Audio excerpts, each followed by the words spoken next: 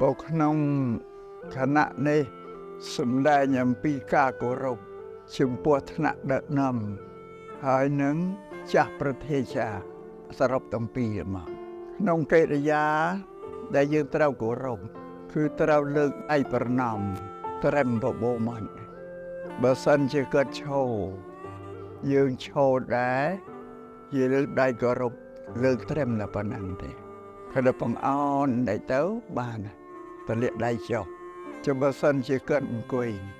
អានឹងកិរិយាយើងគោរពឈរដែរបង្អោនកាយឲ្យទាស់យ៉ាងតិចបានទេគាត់ប៉ុណ្ណឹងឯងអត់មានក្រាបទេលើកឡើងវិញបានដាក់ដៃចុះតែមួយទៅប៉ុណ្ណឹងទេតែត្រូវចាំណាថ្នាក់ដឹកនាំនិងវិចារប្រទេសចារួមទាំងពីរដូចខ្លីប៉ុណ្ណឹងទេដល់ជាងអស់ហើយមេរៀន